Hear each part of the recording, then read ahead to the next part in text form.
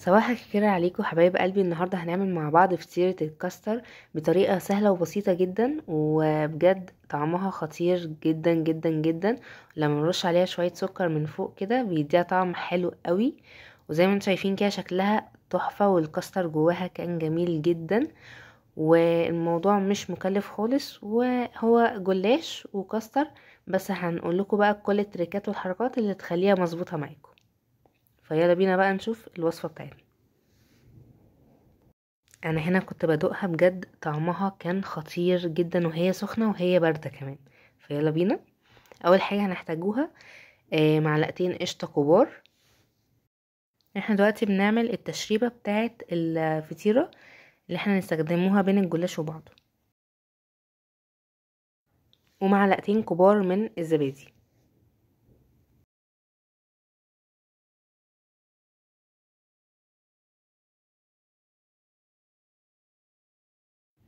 وهنحط 4 معالق من السمنة. ولو دي اول مرة تشوفوني، انا اسمي هايدي. ما تنسوش تعملوا لايك وشير للفيديو واشتراك في القناة وفعلوا زر الجرس عشان يوصل لكم كل جديد.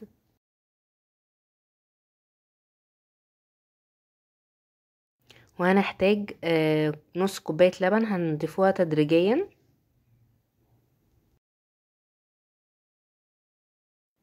وهنحط معلقة صغيرة من البيكنج باودر.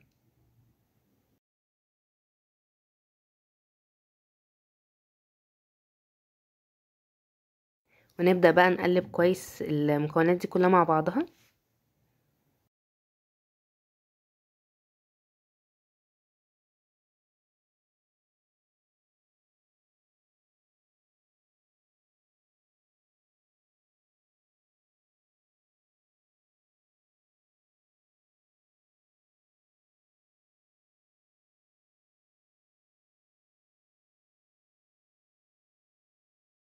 حسيت انها محتاجة شوية سمنة كمان، فحطيت يعني مقدار معلقة كمان سمنة.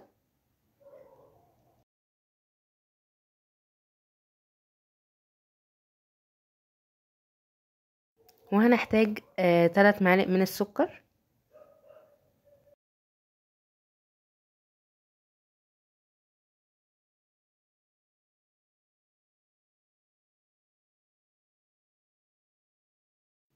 ونبدأ بقى نقلب مكوناتنا تاني مع بعضها كلها كويس لغاية ما يدينا القوام اللي احنا عايزينه.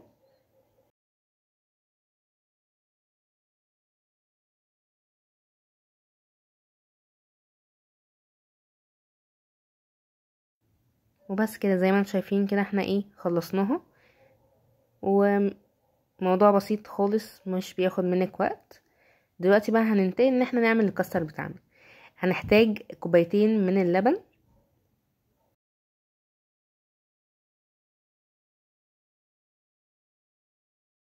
وعليهم 4 معالق سكر كبار.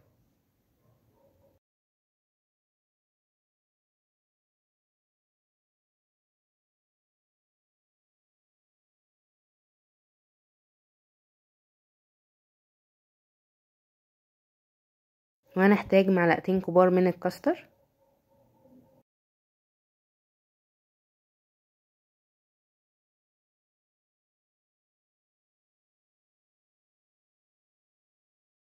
نبدأ نقلب على البارد كده المكونات كلها مع بعضها، وبعد كده نبدأ ان احنا نحطها على النار.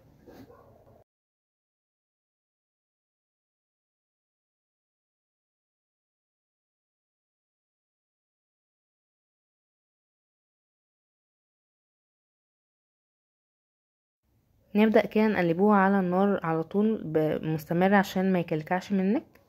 واحنا بقى بنعمل الكاستر على النار لازم نكون بنجهز الصينية بتاعة الجلاش. هنحط دلوقتي سمنة في أرضية الصينية.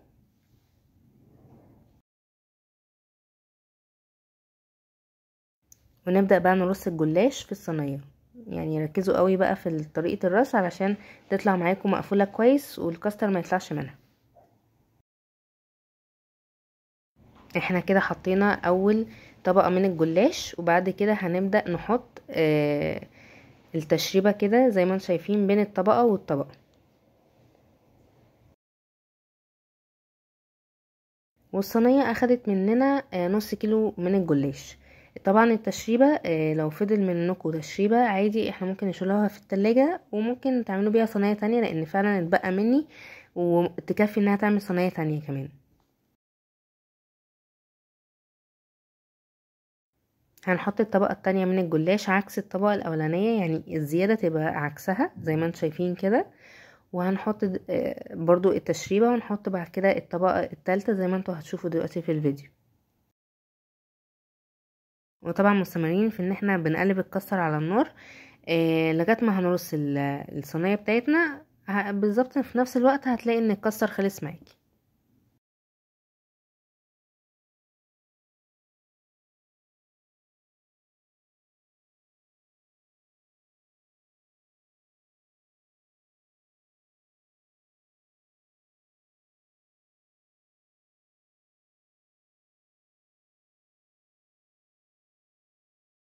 دلوقتي هنحط بقى الطبقه الثالثه من الجلاش، هنحطها من الجنب، يعني العكس زي ما انتوا هتشوفوا كده. يعني هو الفيديو موضح اكتر من ان انا بشرحه بالكلام، فهو الفيديو موضح كل حاجه.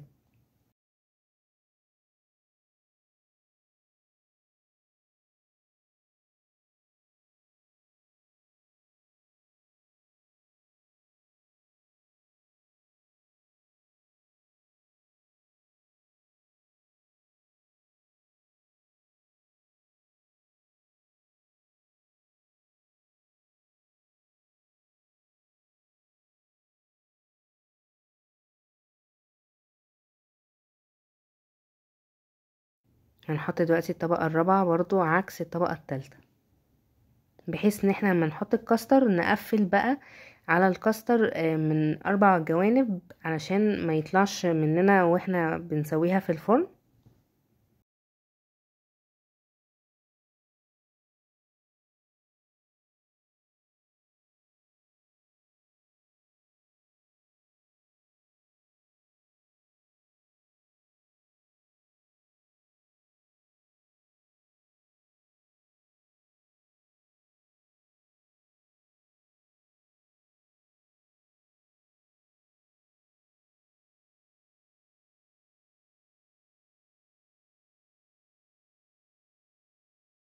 دلوقتي بنحط طبقة 5 كمان.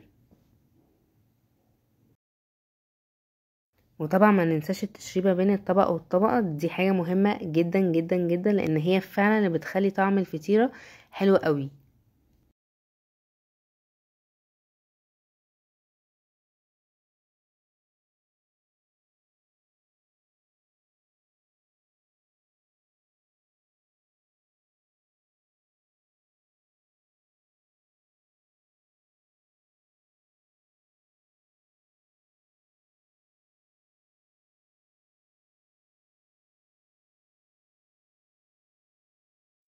احنا كده هنحط الطبقة السادسة وخلاص كده الكاستر معانا كان خلص خلاص زي الفل كده. وهنبدأ دلوقتي نصبوه فوق الطبقة السادسة اللي احنا هنحطها.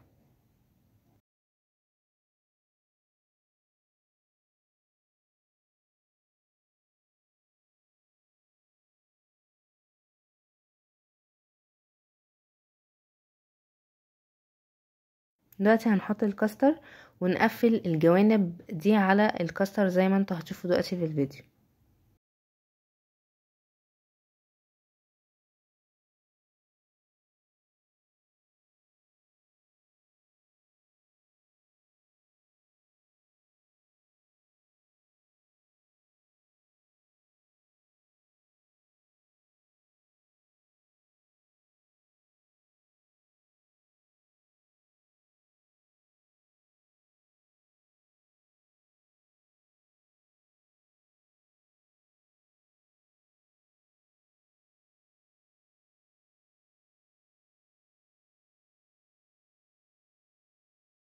دلوقتي احنا قفلنا كده بالجوانب، وهنحط برضو ايه من التشريبة دي هندهنه، وبعد كده نقفل بقى الجوانب التانية.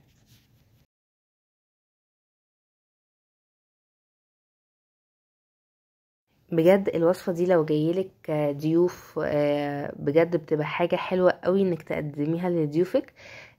مش بتاخد منك وقت خالص، يعني هي بالكتير قوي هتاخد منك ساعة الا ربع.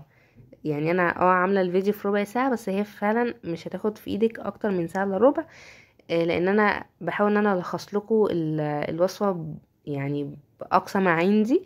فاللي هو فعلا هي ساعه الا ربع بالظبط اخدت مني، والموضوع مش متعب خالص. ولو جايلك ضيوف دي حاجه بتبقى لذيذه جدا بجد انك تقدميها. وهي اصلا طعمها حلو قوي قوي قوي، وكانت خفيفه كده. وفي ناس كتير هتحبها وهي سخنه، وفي ناس كتير قوي هتحبها وهي بارده، وبجد هي الطعمين كانوا احلى من بعض. فبجد جربوها، ما تنسوش بقى تعملوا لايك وشير للفيديو.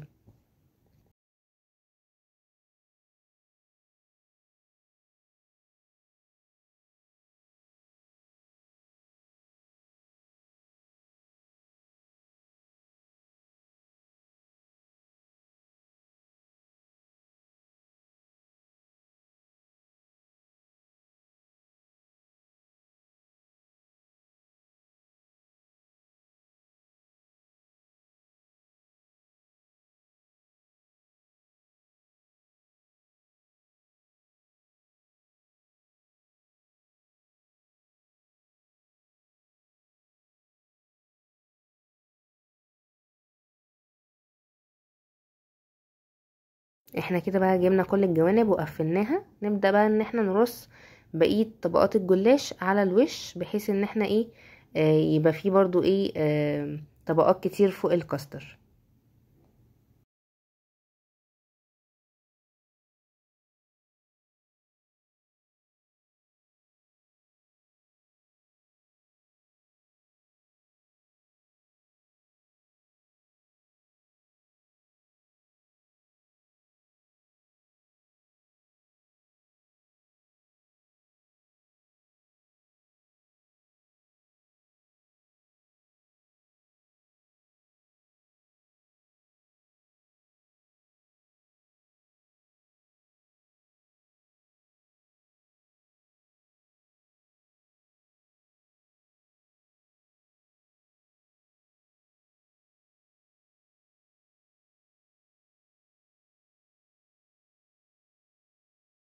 نبدأ بقى ندخل زي ما انتم شايفين كده الجوانب دي تحت الفطيرة، تمام. من الجوانب كده زي ما انتم شايفين. موضوع سهل جدا. وبعد كده بقى نحط طبقة واحدة بقى فوق كده على الوش علشان تبقى متساوية.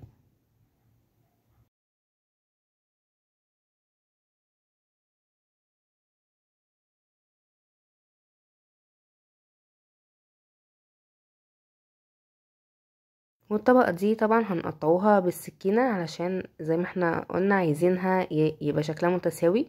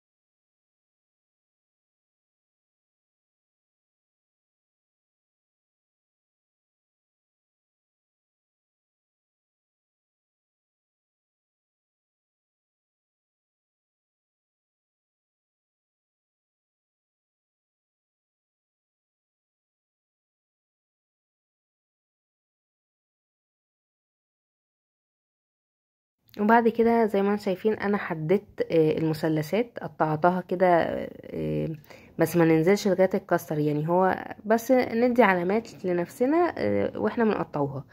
وبعد كده ندهن بقى من التشريبه دي على الوش كويس قوي.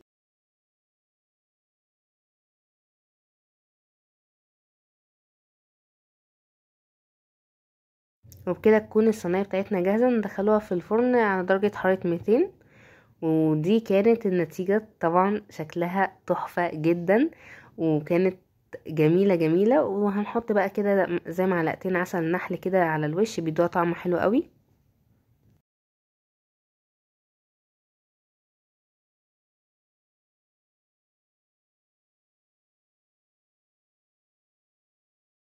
واعتقد مفيش اسهل من كده انك تعملي حاجة حلوة في البيت في الساعة اللي احنا فيها دي، كده حاجة تكون سخنة طعمها حلو، نرش عليها بقى شوية سكر كده على الوش، بيبقى طعمها خطير جدا جدا. حاجة هتفرحي بيها اولادك، طعمها جميل جدا، مش مكلفة، وممكن تعمليها في نص ساعة، ساعة الا ربع بالكتير قوي قوي، وحاجة كده جميلة. ولو عجبتكم وصفة النهاردة ما تنسوش تعملوا لايك وشير للفيديو واشتراك في القناة وفعلوا زر الجرس عشان يوصلكم كل جديد. اشوفكم في فيديو جديد ان شاء الله. باي باي.